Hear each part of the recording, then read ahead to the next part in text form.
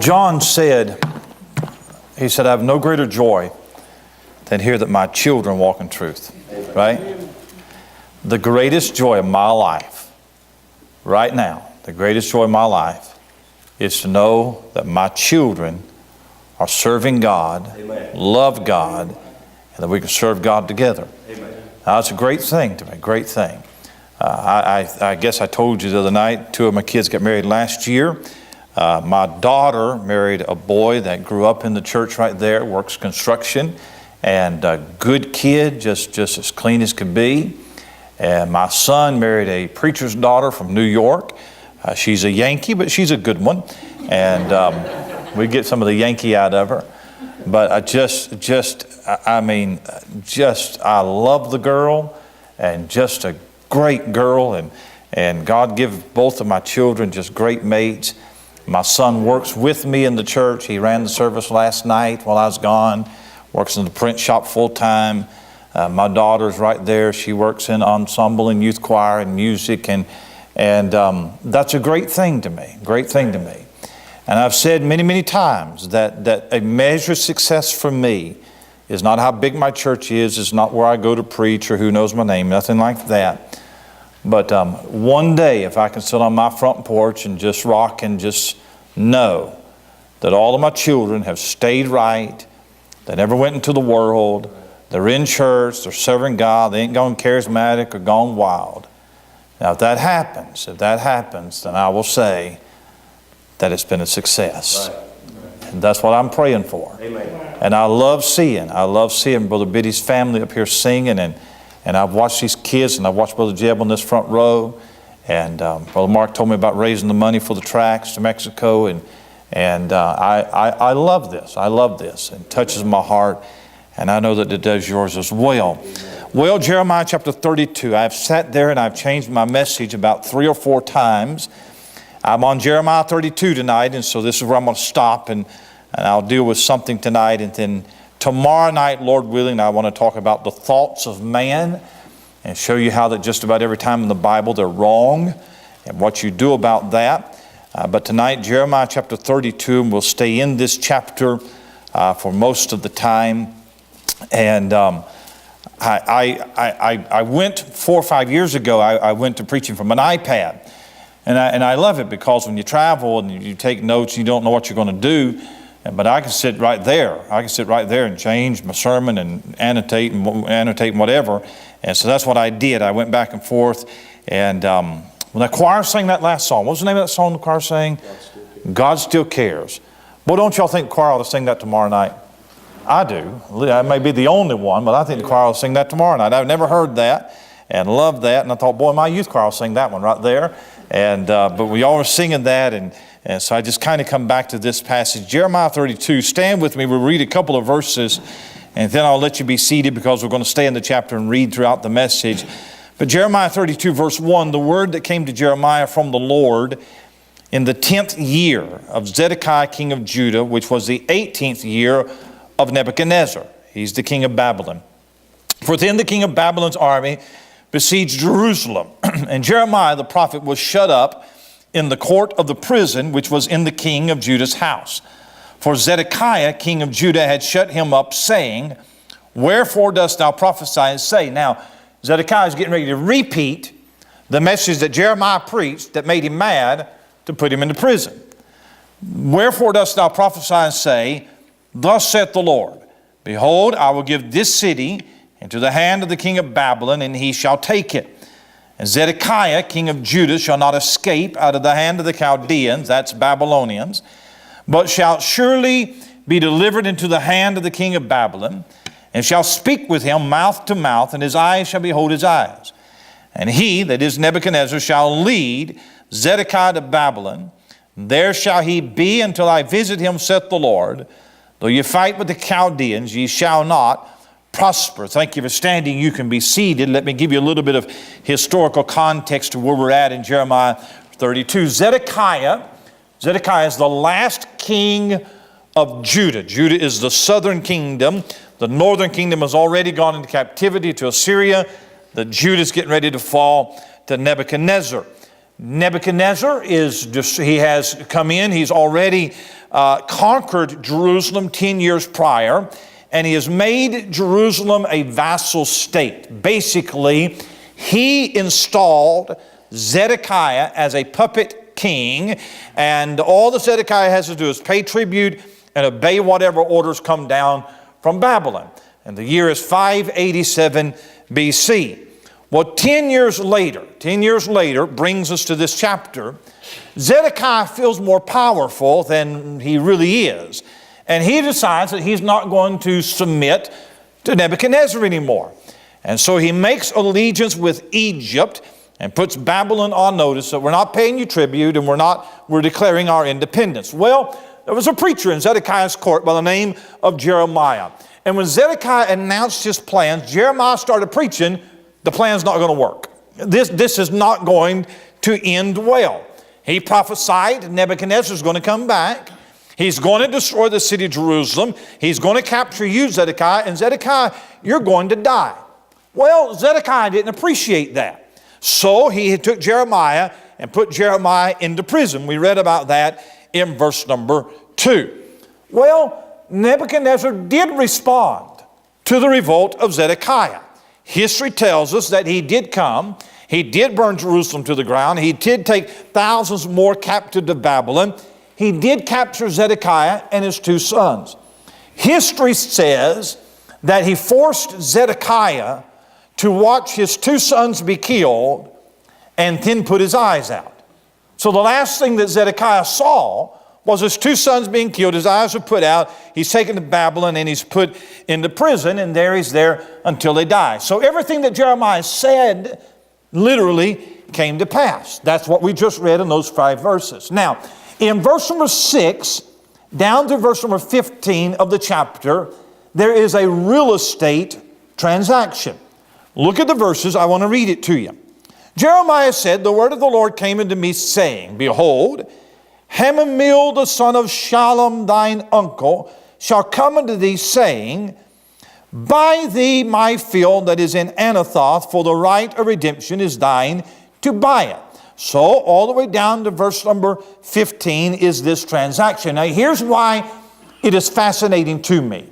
Jeremiah's nephew comes to him in the throes of all of this turmoil. Jeremiah's nephew comes to him and says, Hey, I have a field right outside Jerusalem, and I'd like to sell it to you. Now, I've done a little bit of real estate last year, flipped a house and try to do that every once in a while, make a little money on the side. And I don't know much about real estate, but I know that the 3 most important things in investing in real estate is location and location and location. Where is this field? Well, here's what's fascinating to me. Jeremiah has just prophesied that Nebuchadnezzar is coming and Jerusalem is going to fall. He's taken everybody in captivity. So this is getting ready to be a war zone. Not a good location. Right. Bad timing, or however you want to say it. Jeremiah's nephew's trying to get out while he can. But this land is getting ready to be possessed by the Babylonians, so why would you buy it? And Jeremiah did. And he bought it as a testimony of faith.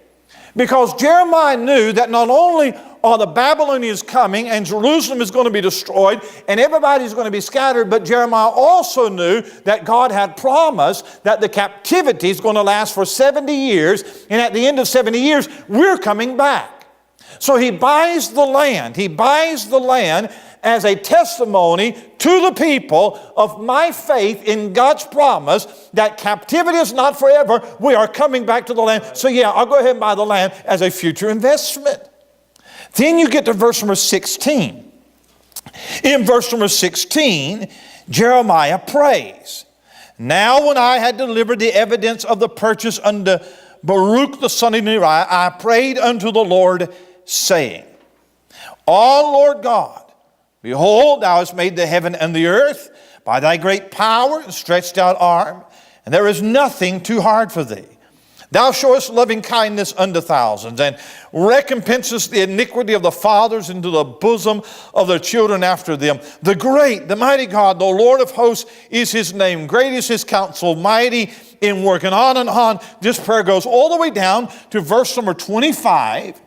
And all thou hast said unto me, O Lord God, buy thee the field for money, take witnesses, for the city is given into the hand of the Chaldeans. So, here it is. Jeremiah has prophesied Jerusalem's going to fall. Nephew comes to him and says, hey, I got some land I need to sell you. Jeremiah says, I'll buy the land because I know God's going to bring us back. He buys the land, and then Jeremiah bows, probably in that very field, and he begins to pray. And it's a very strange prayer. We didn't read it all, but you read it, and here's what's strange about it.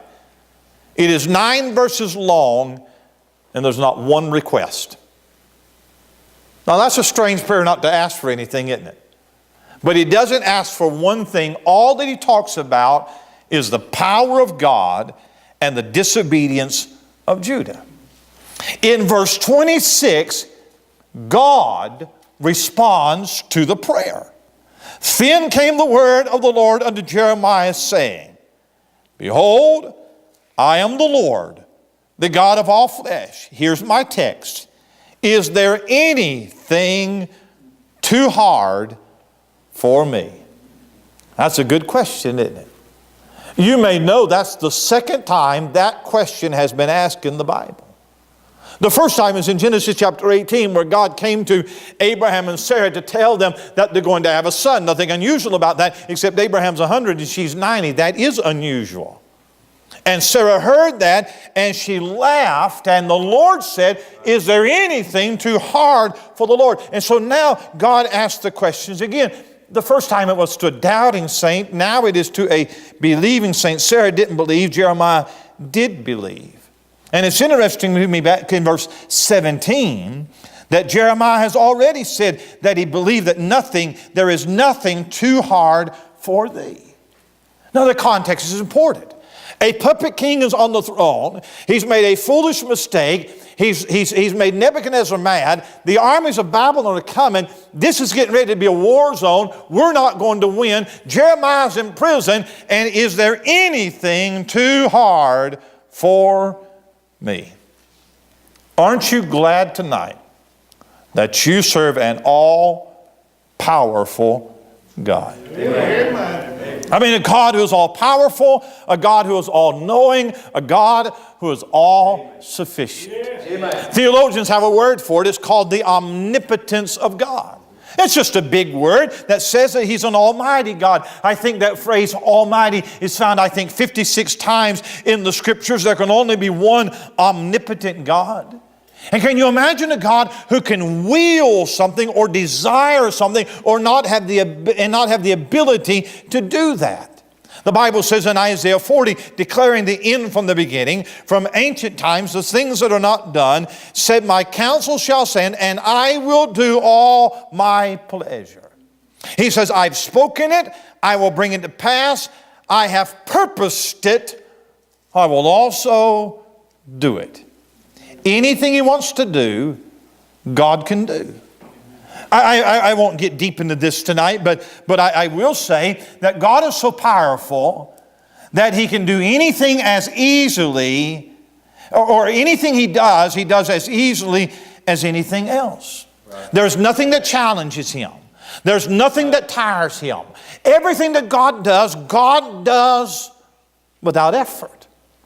The stars of the sky were as easy for God to create as the grass of the field. Right.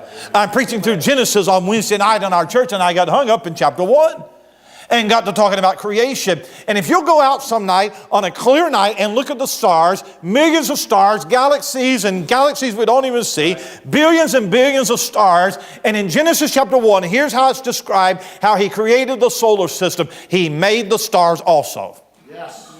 5 words. That's it. It's that easy for Him. He made the stars also. At creation, He didn't have any tools. He didn't have any blueprints or patterns from previous creations.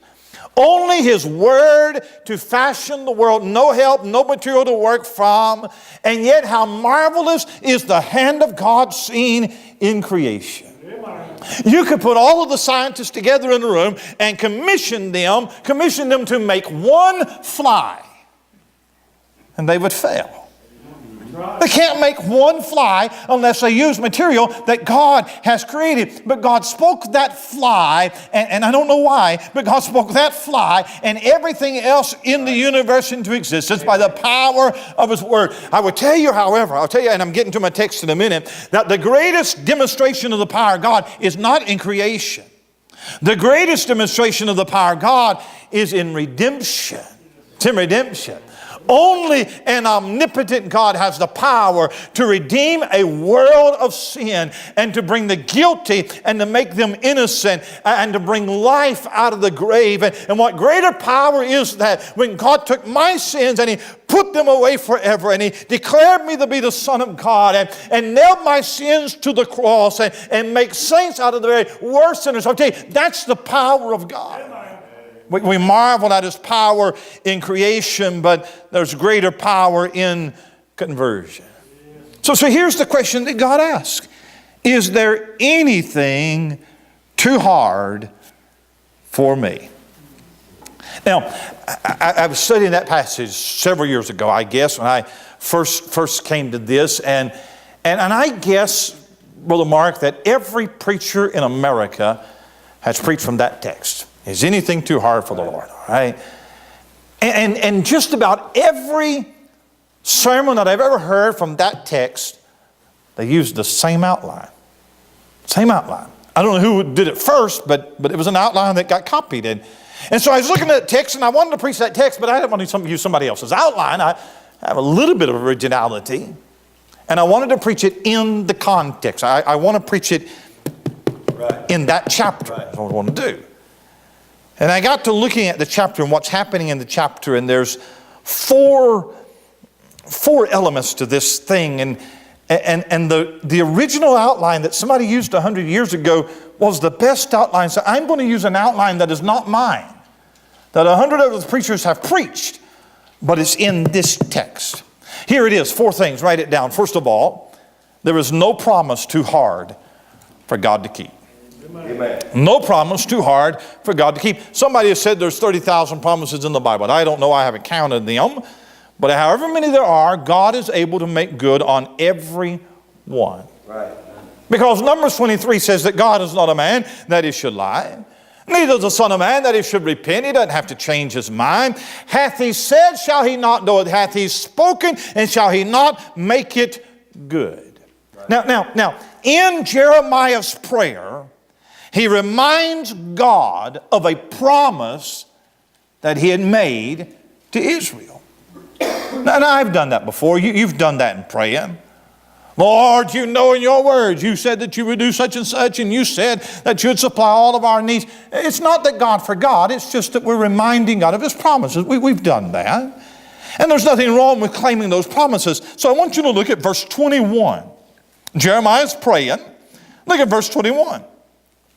He said, thou hast brought forth thy people Israel out of the land of Egypt, with signs and wonders, with a strong hand, with a stretched out arm, with great terror, and hast given them this land, watch this, which thou didst swear to their fathers to give them, a land flowing with milk and honey. Do you see that phrase? Which thou didst swear to their fathers to give them. Do you know when God first swore to give that land to Israel?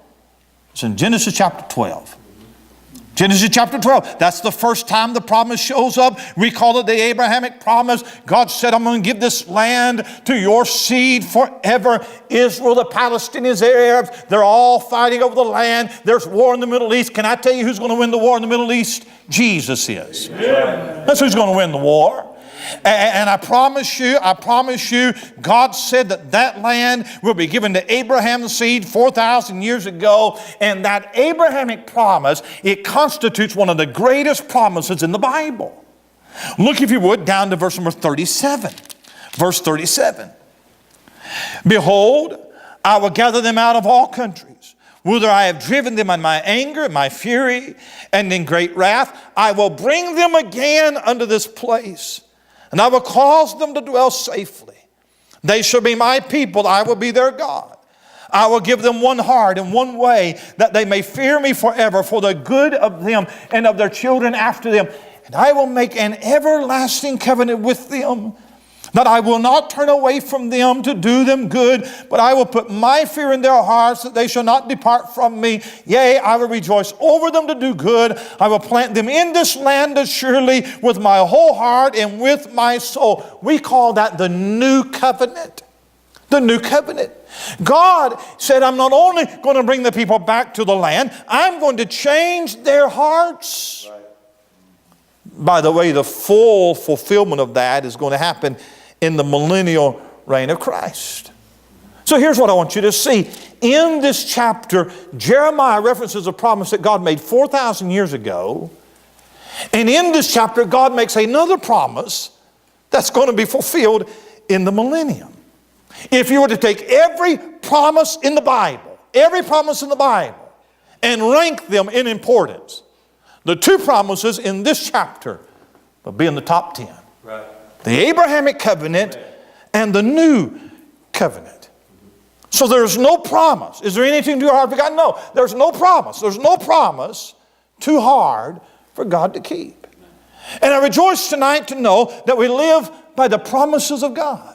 Standing on a promise is not just a song that we sing. It is the life that we live. And life's not always going to be smooth. And there's going to be things that God puts in my life that I don't want, that I don't care for, that I don't understand. But I have God at His word that He will meet every need. He will protect me from every danger. He will lead me in every moment. I am kept by the promises of God. Amen.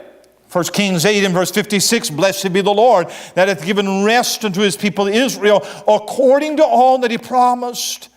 There hath not failed one word of all His good promise.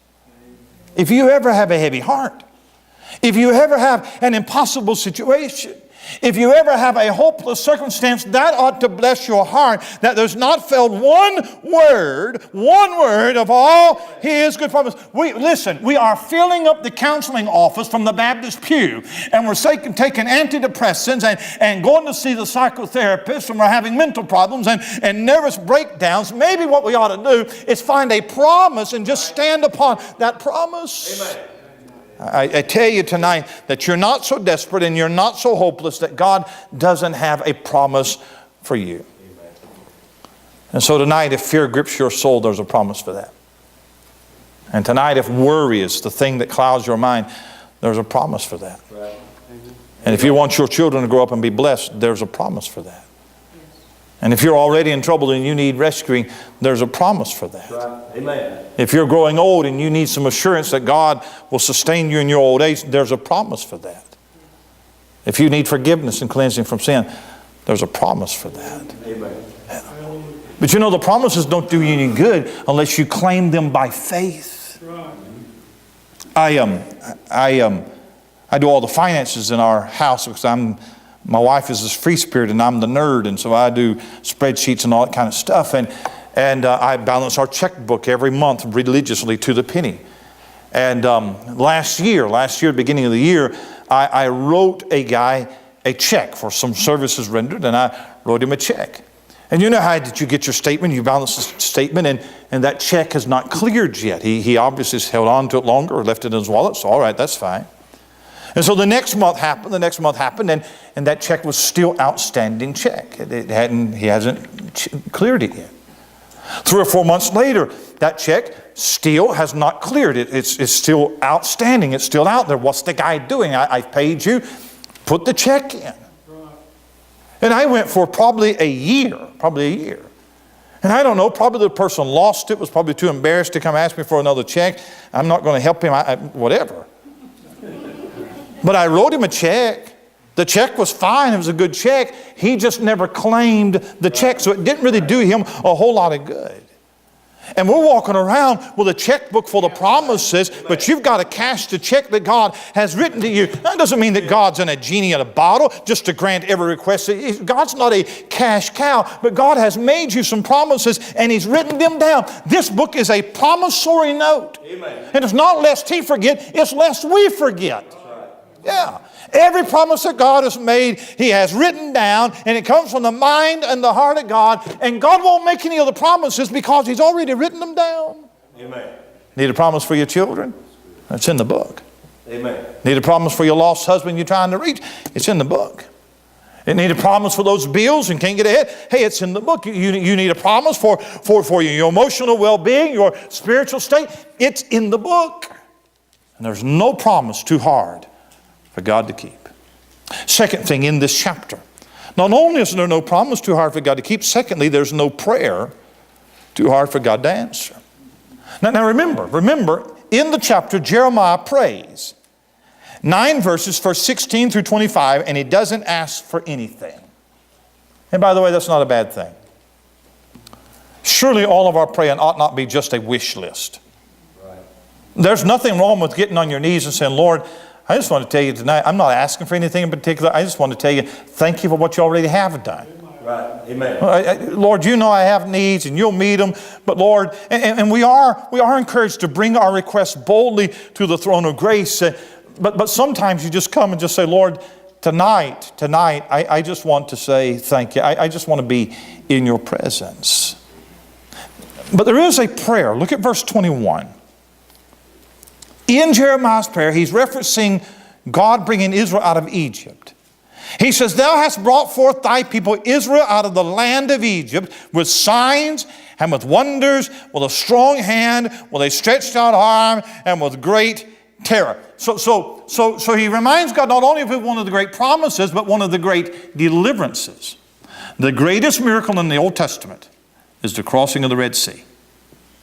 That is the miracle that every prophet mentions more than any other miracle in the Bible until you get to the resurrection. And that one trumps the Red Sea. Okay? But bringing Israel out of Egypt, it goes down in history as one of the great Bible miracles. 1 to 2 million Jews that had been in Egypt for 400 years under the iron grip of Pharaoh. God moved them out in one night, and the Bible said not even a dog barked. Not even a dog barked that night. And God brought them out, parted the Red Sea, gave them safe passage of Israel. Now Jeremiah mentions that, but Jeremiah does not mention why. Why did God do that? And he doesn't say why. So hold your finger here. I want you to go back to Exodus chapter 2. Let me show you why God did that. It was a direct answer to prayer. Exodus chapter 2, look if you would at verse 23.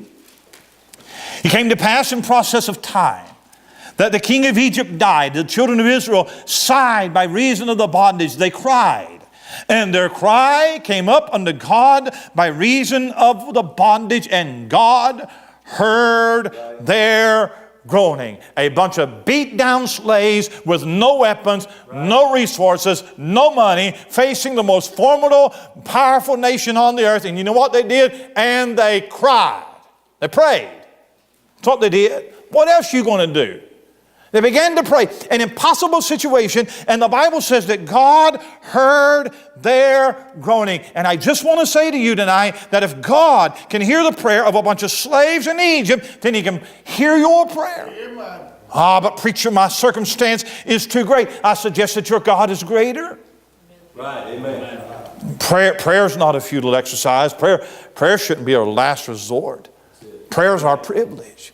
God answers prayer. So Jeremiah says, hey, you did this great miracle, and it was a response to the prayers of God's people. So I say to you tonight that there is no prayer, there's no promise too hard for God to keep. There's no prayer too hard for God to answer. Thirdly, in this chapter, there is no problem too hard for God to solve. Now Jeremiah's been preaching. He's been denouncing sin, and nobody's listening. Jeremiah was a ministerial flop, and here's the reason why. He preached for 40 years, and we don't know of one convert. 40 years. 40 years, and not one convert. The sins of the people were so great that it filled up the patience of God. He sent them into captivity. Jeremiah preaches against their idolatry. He preaches against their immorality. He preaches against their injustice, their covetousness, their violence, and nobody listened. And now the Babylonians are on the march. So look what Jeremiah prays in verse 24. He said, behold the mounts, figurative language. They're coming to the city to take it. And the city is given into the hand of the Chaldeans. The hopelessness of this. That fight against it because of the sword and of the famine and of the pestilence. And what thou hast spoken has come to pass. It's a hopeless thing. But here's the phrase. And behold, thou seest it. Trouble is on the horizon. But God, you see that already. God, you allow the Babylonians to take us into captivity, but they're limited to your purposes. And by the way, the last part of the chapter, God determines this is not going to be the last act. This is not going to be the end of the story. The final act is me going to be bringing them back into the land. And God says, I won't keep trouble from coming, but I will keep trouble from overwhelming you. I'm going to reverse the captivity, and I'm going to bring you out in due time. Thou, God, sees, even in captivity, even in trouble, even in this hopeless situation, and we're overwhelmed, and they're coming in like a mountain crushing in. But God, you see it. You see it. Huh? And I can't tell you that life is going to be with no problems. I can't tell you that you're going to never have days of impossible circumstances. But I can assure you tonight that God is bigger than your problems. Jeremiah, don't worry about the Babylonians. I've got all of that under control. He really does have the whole world in his hands. There's no problem, even the Babylonians. No problem too big for God to solve. Is there anything too hard for me? Every time I've heard the passage preached, they use the exact same outline. And there was always a fourth point. And the fourth point was there's no person too hard for God to save. But I wanted to preach it in the context. And nobody gets saved in Jeremiah 32. Ain't no gospel. And so I read the chapter over and over and over, and there's no conversions. So I thought, all right, I'll preach the 3 points that I find in the chapter. And I'll leave that fourth one out. But then I was reading verse 28. Therefore thus saith the Lord, behold, I will give this city into the hand of the Chaldeans, and into the hand of Nebuchadnezzar, king of Babylon, and he shall take it. I preached several years ago on the butcher of Baghdad. Not Saddam Hussein, Nebuchadnezzar. Nebuchadnezzar was the worst pagan to live in that day. Worst pagan. Find the most evil man living today, that would have been Nebuchadnezzar.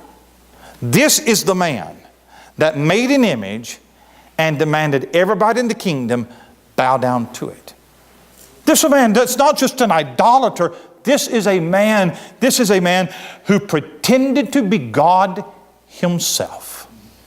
And if there is ever a reprobate, if there is ever a man that God is totally devoid of, if there is ever a man that is just destined to go to hell, it's Nebuchadnezzar. But one day, turn to Daniel 4. Because one day this Nebuchadnezzar had a dream. And it bothered him. And it bothered him so bad that he brought in Daniel to interpret the dream. And what Daniel told him shook him to the core. And Nebuchadnezzar's walking around his great kingdom. He's all swelled up with pride, and God brought him low. And you know the story of how that God made him go out into the field, and he became like a wild animal. He ate grass like an oxen, and his fingernails all grew out. And this great king lived like a wild beast. And then God gave him his sanity back. And when God gave him his sanity back, Nebuchadnezzar was a changed man. And Nebuchadnezzar gives an account of his experience in Daniel chapter 4. Look at Daniel chapter 4. the pagan, Nebuchadnezzar the king, unto all people, nations, and languages that dwell on the earth. He's getting ready to make a proclamation. All right? Now, a proclamation he made before is, I'm going to make a golden image and you're going to bow down and worship it. Now, God's brought him low. God's humbled him. Now he's going to make a proclamation. Here's his proclamation.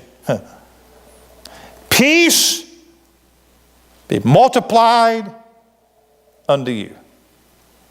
That sounds more like the Apostle Paul than it does Nebuchadnezzar. This is a bloody tyrant. This is the Nero of his day, but now he's proposing peace. Verse 2, he said, I thought it good to show the signs and wonders that the high God hath wrought toward me. Now this is not Paul writing. This is Nebuchadnezzar. He said, how great are his signs, how mighty are his wonders. His kingdom is an everlasting kingdom. His dominion is from generation to generation. Here's this pagan that is so overwhelmed by the greatness of God, he cannot fathom the mercy of God that would reach down into the life of a cruel, wicked wretch like he. And all he can do is say, oh, he's such a great God. The rest of the chapter, you'll have to read it. The rest of the chapter is Nebuchadnezzar talking about what happened to him. You can question his salvation, but let me just read what he writes. Look at verse 34.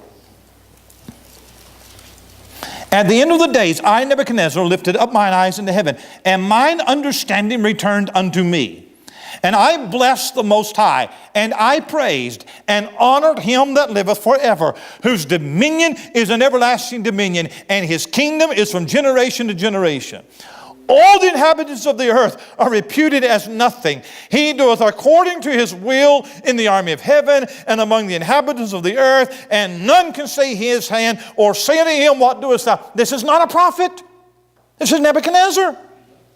At the same time, my reason returned unto me, and for the glory of my kingdom, my honor and brightness returned unto me, and my counselors and my lords sought after me. And I was established in my kingdom, and excellent majesty was added unto me. Now I, Nebuchadnezzar, praise and extol and honor the King of heaven, all whose works are truth, his ways judgment, and those that walk in pride he is able to abase. That is the last words of Nebuchadnezzar. Right. That's the last words of a bloody dictator. He walks off the pages of Scripture.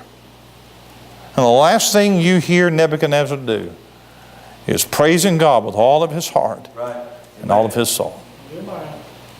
He's acknowledging that God is great and God rules in the affairs of men. He gives one of the clearest testimonies of the power of God in all of the Old Testament. And if I said tonight that I believe Nebuchadnezzar got saved, half of us wouldn't believe it, and here's the reason why. Because we don't believe that God saves hard cases. I mean, come on. Nebuchadnezzar got saved? I don't know if he did or not, but he sure sounds like a saved man right there. Amen. So since I'm preaching it, I'll preach it this way. I believe that I will meet old Neb in heaven one day. I believe I will. I believe I'll walk up to him one day and say, bless your heart. It's a joy to meet you. I read your salvation tract down here on earth, and what a blessing it was to me. Nebuchadnezzar, the worst sinner that lived at that time. And if God could touch his heart, right, then the person you're praying for, God could touch their heart too. Amen. Yes, sir. And I don't know if it's a brother or a mother or a husband or a child or a friend. And every time that you witness, it starts a war, and they want nothing to do with God. And we even quit praying after a while. But if God could save Nebuchadnezzar, then whoever you're praying for, God could save them too. There is no person tonight too hard for God to save. That's right. Amen. Is there anything too hard for the Lord? And I say from Jeremiah 32, there is nothing, amen, too hard for him. That's right. Do you have the faith just to pray and to trust Him? And say, Lord, I'm claiming your promises tonight. Do you need a touch from God? Do you need Him to reveal Himself, to show Himself mighty to you? Do you have a problem that's out of your hands and you have tried everything that you know to do, and in desperation you just need to fall before Him and say, Lord, I can't do this, but I commit this to you. And do you have somebody tonight that you love dearly? And if they don't trust Christ, they will spend eternity in hell. And as long as God's on His throne, don't quit praying. Nothing too hard for Him. Amen. Heavenly Father, thank you for the promise tonight